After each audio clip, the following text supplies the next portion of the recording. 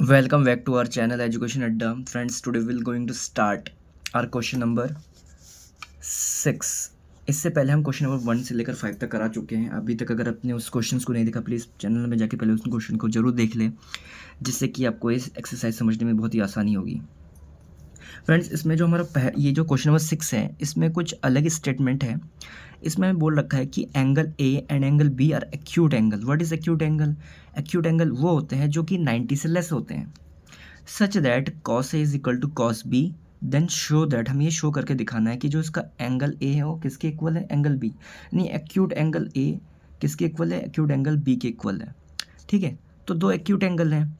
अब acute angle है तो इसमें मुझे पता है कि एक राइट एंगल ट्रायंगल बनाना है, तो एक राइट एंगल ट्रायंगल बना लेंगे. इसमें क्या है, अब देखिए, अपने एक राइट एंगल ट्रायंगल बना लिया.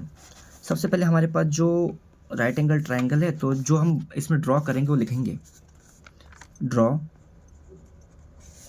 हमने क्या सा ट्रायंगल ड्रॉ किया है? एक है एक्यूट एंगल.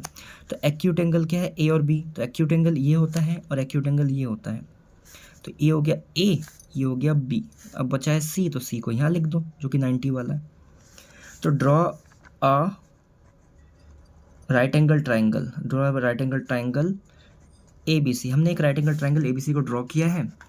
उसमें क्या है, और हमारे पास गिवन क्या है? गिवन उसने दे रखा है कि आपके पास जो गिवन है वो sine A is equal to sine B, I think दे रखा है. Cos A is equal to cos B. तो गिवन क्या है हमारे पास? Cos A is equal to क्या दे रखा है? Cos B. हमें ये गिवन है. ठीक, अब उसको निकालने के लिए मुझे एक फॉर्मूला चाहिए. मुझे पता है कि होता है पी बी पी अपॉन में एच एच बी, ये होता है फॉर्मूला. ठीक है, अब अच्छे से देखिएगा इस क्वेश्चन को. इसमें बस खाली इसी का कॉन्सेप्ट समझना है कि कैसे करना है. अब जैसे यहाँ पे दे रखा है एंगल ए, तो ये तो बेस में है, तो अब तो कोई दिक्कत नहीं है. और दे रखा है कॉस, तो कॉस का होता है बेस अपॉन हाइपोटेनियस. यानी इस कॉस की जगह पे बेस क्या है?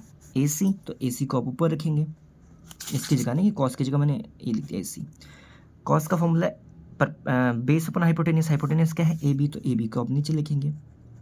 बट इधर है आप कॉस बी. क्या है? कॉस बी, यानी एंगल है हो गया अब ऊपर. तो ऊपर जब भी एंगल जाता है तो उसका जो साइड वाला होता है ना, ये जो आपको परपेंडिकुलर दिख रहा होता है, वो आपका क्या हो जाता है? बेस. और जो बेस दिख रहा होता है आपका परपेंडिकुलर. सेम ही फॉर्मूला है.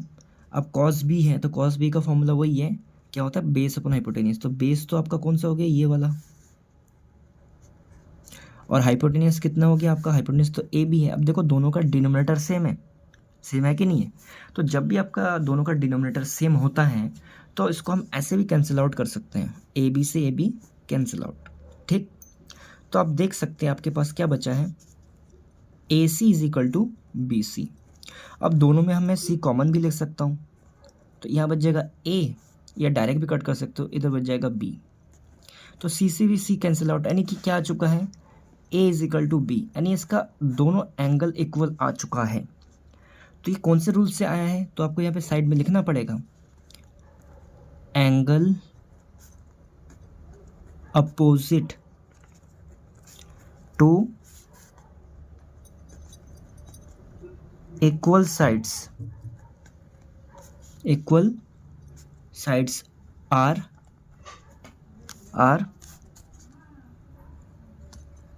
Equal in triangle A B C. दोबारा बता रहा हूँ इसको करना कैसे था. हमें इस क्वेश्चन को ये करना था कि cos A cos be given था, तो कॉस ए के अकॉर्डिंग, फॉर्मूला के अकॉर्डिंग हमें इधर भी वैल्यू रखनी थी, इधर भी एक फ्रैक्शन रखना था. उससे कैंसिल आउट हो गया A is equal to B, यानी कि angle A is equal to angle B हो चुका है. तो इसको हम ऐसे भी लिख सकते हैं angle A is equal to angle B, यानी उसके एक्यूट एंगल आपस में क्या होते हैं? इक्वल होते हैं. आई होप आपको ये क्वेश्चन समझ में आ गया होगा. तो फ्रेंड्स, अगर अभी तक इस चैनल को अपने सब्सक्राइब नहीं किया तो चैनल को सब्सक्राइब कीजिए, ज़्यादा से लोगों तक शेयर कीजिए और कमेंट जरूर कीजिए. मिलते हैं नेक्स्ट क्वेश्चन की तरफ.